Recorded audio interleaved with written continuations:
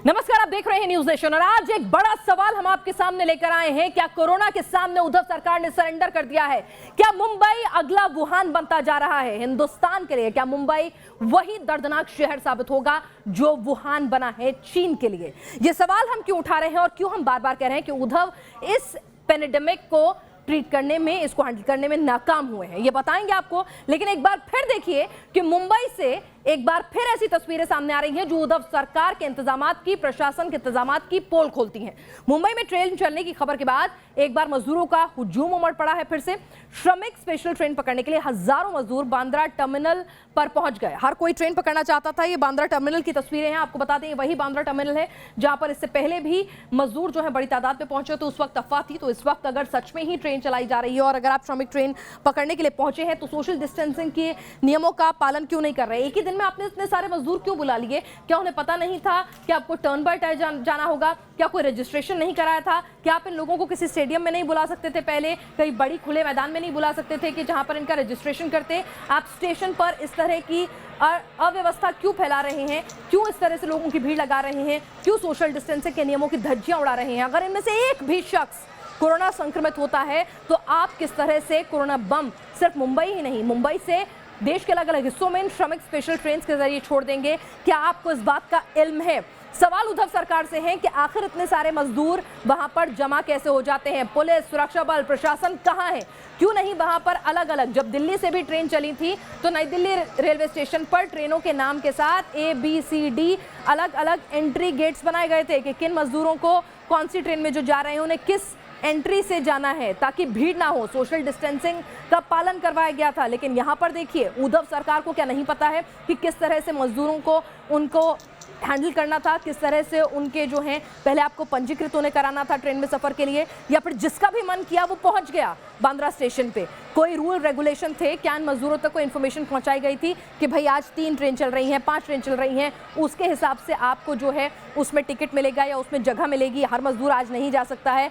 कोई प्रोसेस जो है वो डिफाइन किया गया था कि भाई आज ये मजदूर जाएंगे, पहले आपको यहाँ से जाके टोकन लेना होगा, जो टोकन जिनके पास है केवल वही अंदर आ सकते हैं? क्या प्रोसेस था? ये क्या कोई अफवाह थी? और अगर अफवाह थी तो भाई एक बार फिर से अफवाह हो गई।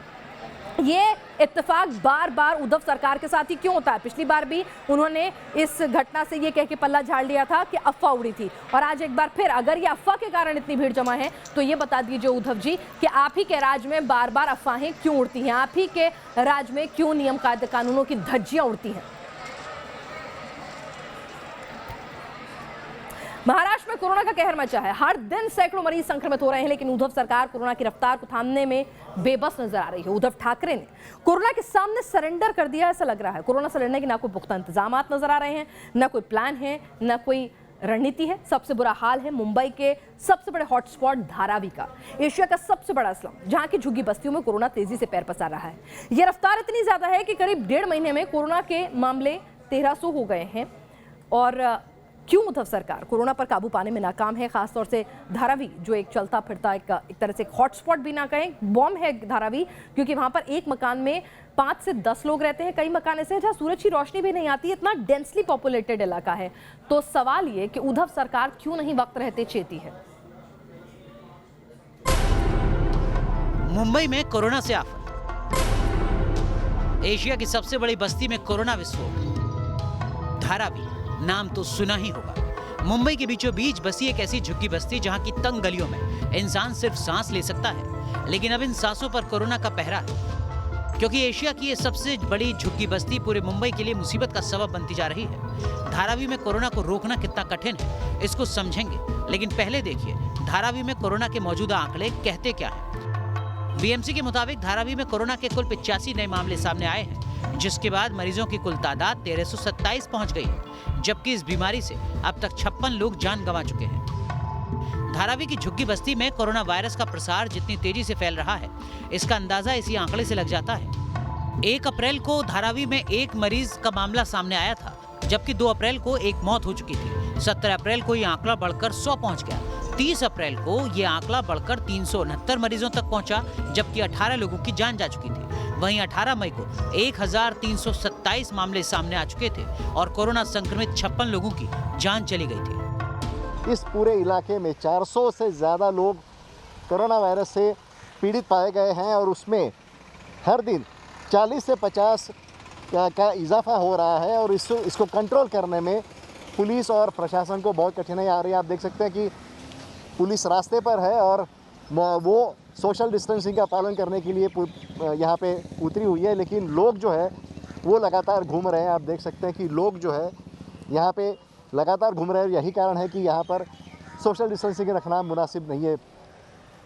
यहीं से एक तस्वीर आई थी कुछ दिनों पहले जब ईद की खरीदारी करने के लिए लोग निकले थे और काफ़ी भीड़ यहाँ पे जमा हुई थी। पुलिस को इस भीड़ को कंट्रोल करना बहुत ही मुश्किल हो गया था। मुंबई के बीचों बीच स्थित एशिया की सबसे बड़ी झुग्गी बस्ती धारावी में कोरोना के संक्रमण को रोकना बेहद चुनौतीपूर्ण है। यहाँ सोशल डिस्टेंसिंग का पालन कराना आसान नहीं है क्योंकि घनी आबादी और तंग गलियां इसमें सबसे बड़ा रोड़ा है। धारावी की आबादी करीब 10 लाख है।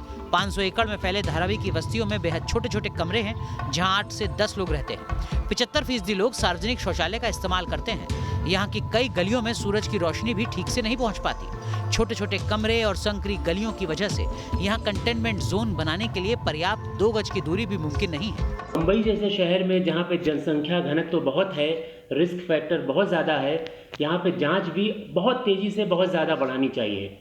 सोशल डिस्टेंसिंग का लोग फॉलो नहीं कर रहे हैं। टीवी पे जो खबरें आ रही हैं कि मुंबई के कई इलाकों में अभी भी भीड़ भाड़ है, लॉकडाउन चल रहा है, सख्ती चल रही है। सख्ती के बावजूद तमाम लोग सड़कों पे निकल रहे हैं। बहुत सारे लोग मास्क नहीं पहनते हैं, सोशल डिस्टेंसिंग को फॉलो नहीं करते हैं। तो जब तक इसके मूलभूत सिद्धांतों को हम लोग फॉलो नहीं करेंगे, उनका पालन नहीं किया जाएगा, कोरोना मैनेजमेंट मुश्किल से मुश्किल होता चला जाएगा। धारावी में तेजी से फैले कोरोना संक्रमण की गंभीरता को केंद्र सरकार भी समझ रही है। हाल ही में केंद्रीय टीम ने धारावी का दौरा कर हालात का जायजा लिया था। यहाँ पर्याप्त संख्या में कंटेनमेंट एरिया या क्वारंटीन सेंटर न बनाए जाने पर बीएमसी को फटकार लगाई थी। ये केंद्रीय टीम की फटकार का ही असर था कि उद्धव सरकार ने बीएमसी के चीफ को बदल दिया। भौगोलिक हालात की मजबूरी चाहे जो हो, लेकिन धारावी मुंबई का वुहान न बन जाए, इसलिए धारावी में कोरोना पर लगाम लगाना होगा। यही मुंबई के हित में है और यही देश के हित में होगा। News nation. तो क्यों बार बार आपको बता दें कि धारावी को लेकर जो है लोग चिंता जाहिर कर रहे हैं। दरअसल धारावी क्यों डरा रहा है मुंबई को और क्यों कहा जा रहा है कि एक तरह से एटम बम पर बैठी है इस वक्त मुंबई, अगर धारावी में जल्द ही कंट्रोल नहीं किया गया। दरअसल डेंजरस हॉटस्पॉट इसलिए हम कह रहे हैं, ये आपको बता दें कि धारावी जो है यहाँ पर 1 अप्रैल को 2 मामले थे। उसके बाद किस तरह से मामले जो हैं बढ़ते गए। धारावी में आबादी जो है यहाँ पर 10 लाख है। कुल केस जो हैं 1327 अभी आए हैं और कुल मौतें हुई हैं 56 धारावी में। तो ये वाकई में चिंताजनक आंकड़े हैं धारावी में। और धारावी में जो घनत्व है, यानी कि आबादी जो है, जो 10 लाख की आबादी इस एरिया में रहती है, वो बहुत घनी आबादी है, जिससे नतीजा ये होता है कि कई घरों में तो सूरज की रोशनी नहीं पहुंचती। कई घरों में 10-10, 15-15 लोग जो हैं छोटे से घर में रहते हैं, तो सोशल डिस्टेंसिंग का पालन हो ही नहीं सकता है। तो मुंबई में कोरोना की अगर हम बात करें तो वो स्थिति और भी ज्यादा भयावह हो जाती है। तो धारावी एक अपने आप में सरदर्द, एक अपने आप में एटम बम की तरह से बन रहा है।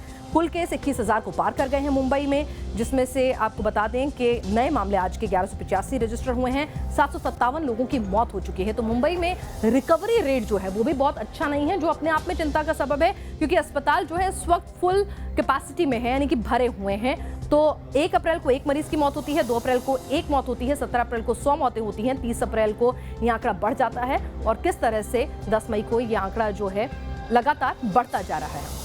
न्यूज़ नेशन के कुछ सवाल हैं जो उद्धव सरकार से हैं, वो हम आपको बता दें कि किस तरह से उद्धव सरकार जो है क्या यहाँ पर पूरी तरह से नाकाम रही है। ये हम सवाल इसीलिए पूछ रहे हैं कि उद्धव सरकार ने वक्त रहते क्या लॉकडाउन पालन कराने में उद्धव सरकार जो है वो नाकाम हुई। कोरोना संक्रमण पर लगाम लगाने में सरकार नाकाम हुई है, ये सवाल हम आपके सामने उठा रहे हैं। लॉकडाउन का सही पालन नहीं किया, अस्पताल में बेड्स की संख्या क्यों नहीं बढ़ाई गई, क्यों नहीं टेम्पररी अस्पताल जो है वो बनाए गए, कोरोना के खिलाफ जंग में पीएम से मदद वक्त रहते क्यों नहीं मांगी गई। आप जब अपने चुनाव के लिए पीएम को फोन कर सकते हैं कि भाई मुझे निर्विरोध चुनवा दीजिए, आप कोरोना के लिए मदद मांगने में कैसी शर्म थी आपको? क्या आपकी अनुभवहीनता, क्या आपको एडमिनिस्ट्रेटिव अवेयरनेस नहीं है, अभी आप इतने परिपक्व सरकार नहीं है, तो हो सकता है क्या वो भी एक आपके लिए दिक्कत का सबब बना। अनुभवहीनता की कमी जो है उसके चलते भी आप जो हैं वो यहाँ पर कहीं ना कहीं नाकाम साबित हुए हैं।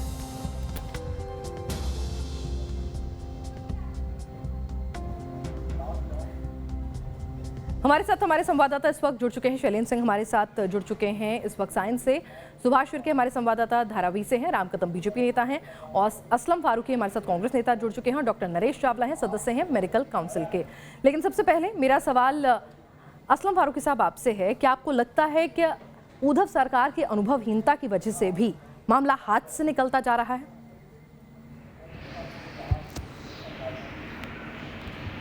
नहीं, ये बात गलत है मैडम। ऐसा नहीं है। उद्धव सरकार पूरी सक्षम है अपने काम में और पूरी कोशिश की जा रही है। देखिए, आप ये जो बता रहे हैं महाराष्ट्र सरकार में कि भाई धारावी में इतने केस हो रहे हैं, देखिए लोग ज्यादा करके हिंदुस्तान से महाराष्ट्र की तरफ रुख करते हैं रोजी रोजगार के लिए। यहाँ पे सबसे बड़ा तबका माइग्रेंट लोगों का यहाँ पे आता है काम और रोजी रोजगार अपने बाल बच्चों को पालने के लिए। ठीक है, ये दिक्कत आ रही है अभी, लेकिन इसके ऊपर पूरा काम किया जा रहा है। क्या काम किया जा रहा है? धारावी में केसेस लगातार बढ़ते जा रहे हैं। धारावी को डिकंजेस्ट करने के लिए आपने क्या कदम उठाए, बताइए मुझे जरा। क्या कदम उद्धव सरकार ने धारावी को डिकंजेस्ट करने के लिए उठाए? आप जानते हैं कि धारावी में इतनी बड़ी आबादी रहती है कि एक एक कमरे में 8-8 लोग रहते हैं। ये बात तो आपसे छिपी नहीं है ना, आप हमसे बेहतर जानते होंगे। देखिए वहां पे मैं ये मानता हूं कि वहां पे गली और छोटे छोटे एक एक कमरे में काफी लोग रहते हैं। इसका मतलब ये नहीं कि उनको वहां से भगा दिया जाए। जो जहां आया है उनको वहां पे डिकंजेस्ट करना भगाना नहीं होता। रोजगार के लिए अब यहाँ बंबई पे इतनी महंगाई है, सुनिए वो स्लम है, बड़ा स्लम है, लेकिन पता है आपको। आप ये वही कह रहे हैं, तो तभी जब पता है कि वहां पर अगर आबादी इतनी ज्यादा है, घनत्व इतना ज्यादा है, तो डिकंजेशन भी होता है ना एक एरिया का। जब मुझे पता है कि यहाँ पे एक परेशानी आ गई है और यहाँ पे संक्रमण बहुत तेजी से फैलेगा, तो उसको डिकंजेस्ट करने के लिए थोड़ी देर के लिए टेम्परेरी में कुछ लोगों को मूव इन कर सकती थी ना राम कदम जी। क्या ये बात गले से नीचे उतरती है कि भाई हम किसी को कहीं भेजेंगे नहीं, जो जहां का है वो हमारा है, चाहे वो एक कमरे में ही सोशल डिस्टेंसिंग के बगैर वहां पे संक्रमण होता रहे?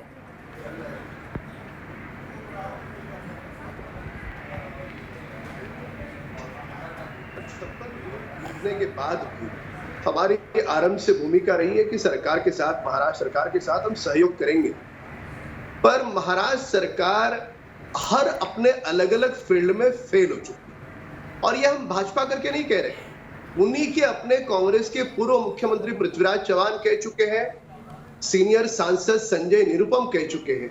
शायद यहाँ पे जो बोल रहे हैं वो नेता नहीं जानते होंगे, वे पता करें। सबसे महत्वपूर्ण बात इस समय यह है कि देश में जितनी मौत हो रही है उसमें से हर तीसरी मौत मुंबई से है, हर तीसरा पॉजिटिव व्यक्ति महाराष्ट्र से है।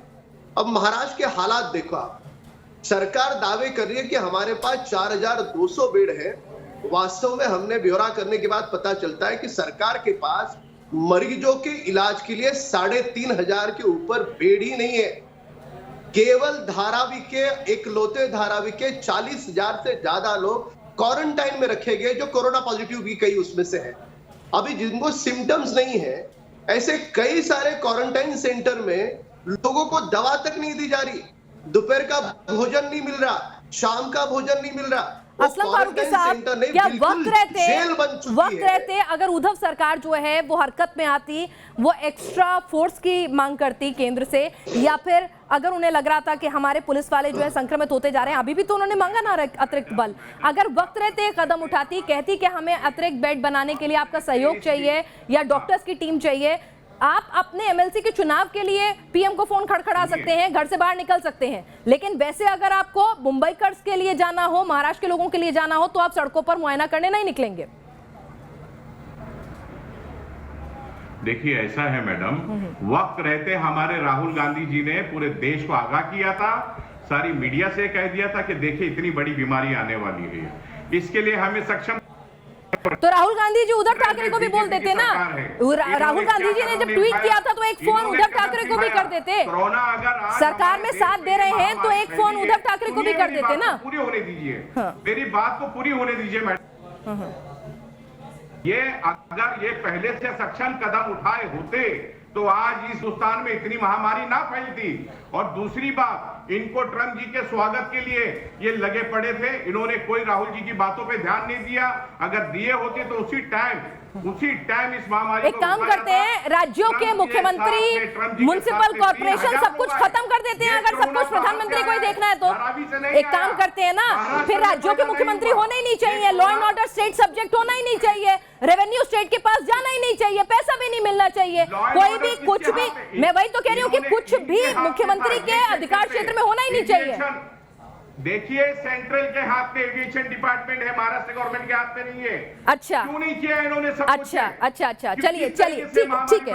उनकी महामारी बढ़ी, आपने क्या किया उद्धव? चलिए ठीक है, उन्होंने आपने कहा कि आपने हवाई यातायात वक्त रहते रोका नहीं, जिसकी वजह से मामले ज्यादा बढ़े। चलिए, अगर एक बार ये बात मान भी लें तो महाराष्ट्र में जो हालत है, ये सुनिए ना मेरी बात। अब आगे अगर मैंने आपकी बात को कहा कि चलिए एक बार की बात मान लेते हैं, ठीक है, एक गलती हुई, उसके बाद जो डैमेज हो गया, उसके बाद आप मुझे जरा ये समझाएंगे कि महाराष्ट्र में भी एयर ट्रैफिक बढ़ा, दिल्ली में भी बढ़ा, बैंगलोर में भी बढ़ा, कोलकाता में भी बढ़ा, चेन्नई में भी बढ़ा। ऐसा नहीं है ना कि सिर्फ मुंबई के लिए फ्लाइट चल रही थी।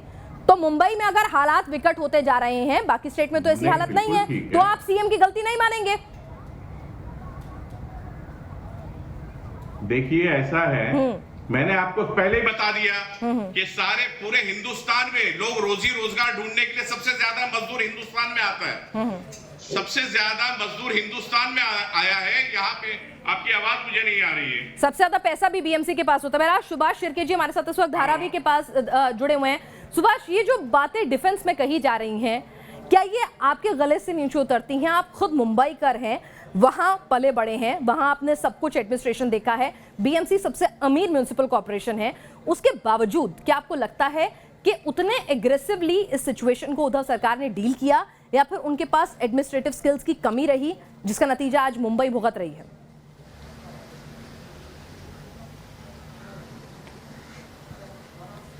देखिए, धारावी को कंट्रोल कर पाना अब बहुत ही मुश्किल हो रहा है सरकार को, और प्रशासन जो है उसके सामने और कोई इलाज नहीं है। प्रशासन जो है वो सोशल डिस्टेंसिंग मेंटेन नहीं कर पा रहा है। आज सिचुएशन ऐसे है कि डॉक्टर्स संक्रमित है, पुलिस संक्रमित है, जो नर्सेस है वो संक्रमित है।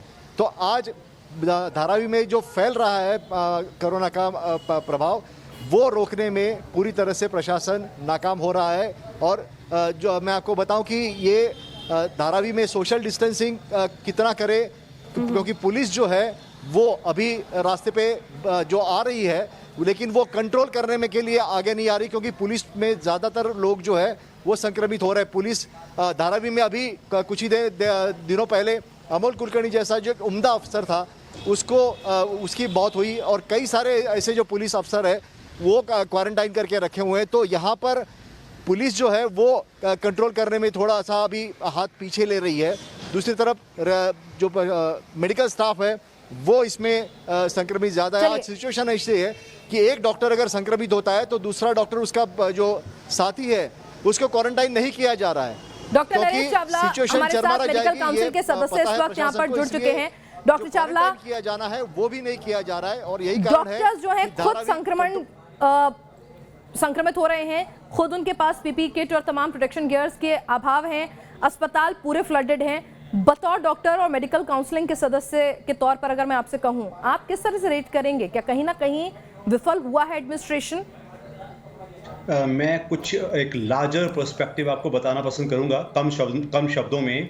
First thing, we must all understand corona is going to be a much bigger disaster for all across India. आप ये समझिए, जो हमारे मेडिकल फियर्स हैं वो कहते हैं अभी तो रुपए में 0.1% डिसीज़ भी इंडिया में अभी नहीं आई है। दैट मीन्स हम उम्मीद करते हैं या डर कर रहे हैं कि कम से कम 1000 टाइम तकलीफ में भी बढ़ना है। अब स्पेसिफिकली धारावी पे आते हुए मैं दोबारा बोलूँगा, Dharavi is a urban residential planning disaster है। जो क्यों है, कैसे है, 10 लाख लोग एक छोटे से इलाके में हैं, और उसके बाद क्या सरकार की, राज्य की सरकार, डिस्ट्रिक्ट एडमिनिस्ट्रेशन, म्युनिसिपैलिटी, और सेंटर। आई थिंक राजनीति का समय कम है, सब लोगों को कॉपरेशन करके एक सुखजात और काफ़ी एनजीओज हैं जो बीच में आनी चाहिए। इसके अलावा इंडियन मेडिकल एसोसिएशन मुंबई का साथ दिया जाए, वहाँ के डॉक्टर्स की टीम वहाँ पहले गई भी है। ये सब मिलके decongestion is one part. Second thing is, आप एक छोटे इलाके में 10 लाख लोग थे, कैसे होगा? लेकिन मैं वही कह रही हूँ डॉक्टर साहब, क्या आपको लगता है कि उद्धव सरकार ने डीकंजेशन करने में देर कर दी? जब पहले जमाती से आपके यहाँ पहला केस आया था धारावी में, आपको तुरंत वहां पर खुले मैदान में या कहीं दूसरे मेकशिफ्ट अरेंजमेंट में धारावी का डीकंजेशन शुरू कर देना चाहिए था। राज्य सरकार को इसके लिए कंटिंजेंसी प्लान बनाना पड़ेगा। कंटिंजेंसी प्लान मींस सबका साथ लिया जाए, सिविलियन पॉपुलेशन का भी, एनजीओज का भी, डिस्ट्रिक्ट एडमिनिस्ट्रेशन, म्युनिसिपैलिटी, राज्य सरकार, सेंटर से टीम ली जाए। ये ना केवल आने वाले समय में सिर्फ धारावी तो बहुत ही बड़ी प्रॉब्लम है, ऐसी प्रॉब्लम कई जगहों पे आने वाली है। इसके लिए थोड़ा राजनीति का समय कम है। Every person has to be a committed corona activist. जितना जिसके जहन में है वो मदद करेगा, तब कुछ महीनों के बाद हम इस चीज को कंट्रोल करेंगे। हम खुलेआम कह रहे हैं the worst is yet to come, whether the peaking is going to come in June और इन जुलाई। बट ये मान के चलिए ऐसी चीज किसी ने देखी नहीं थी। डॉक्टर्स अपने आप खुद जूझ रहे हैं। कुछ डॉक्टर्स मरे भी हैं ऑल अक्रॉस इंडिया, उनको भी कई बार पीपी किट्स नहीं मिल पाती हैं। लेकिन मैं कहता हूं जहां चाहा वहां रहा। चलिए, तो आपका कहना है कि राजनीति छोड़कर केंद्र, राज्य, डिस्ट्रिक्ट एडमिनिस्ट्रेशन और साथ ही साथ एनजीओज और वॉलंटियर सब आगे आएंगे, तब शायद ये धारावी का जो एक एटम बम बन गया है मुंबई में, उसको हम ब्लास्ट होने से रोक सकते हैं। शैलेंद्र हमारे साथ साइंस है। शैलेंद्र, आप लगातार कवरेज कर रहे हैं, कोरोना से जुड़ी हुई हर खबर हम तक पहुंचा रहे हैं। अस्पताल, सरकार के नुमाइंदे कह रहे हैं कि भाई नहीं, अस्पताल में बेड काफ़ी है, लेकिन हम जब लोगों से बात करते हैं वो कहते हैं कि उन्हें एडमिशन ही नहीं मिल रहा है अस्पताल में, कोई उनका टेस्ट करके राजी नहीं है। ज़मीनी हकीकत क्या है?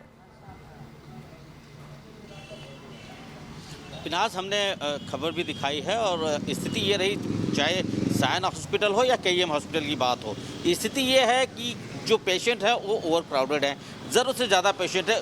उस मात्रा में इनके पास बेड्स अवेलेबल नहीं है कि पेशेंट को एक कम से कम बेड जो है वो मुहैया करवा जा सके। और यही वजह है कि एक बेड पर दो पेशेंट रख के ट्रीटमेंट बीच में हुई थी, जो कि न्यूज़ नेशन ने प्रमुखता से उस खबर को तो लाशों के बीच में इलाज हुआ था, पेशेंट बढ़ रहे हैं और खबर दिखाई थी। जी, आलम यह है कि जो लोग हैं वो अगर बेड पर 2 भी कर दिए जा रहे हैं तो भी इनकी जो व्यवस्था है वो सुचारू रूप से नहीं चल पा रही है।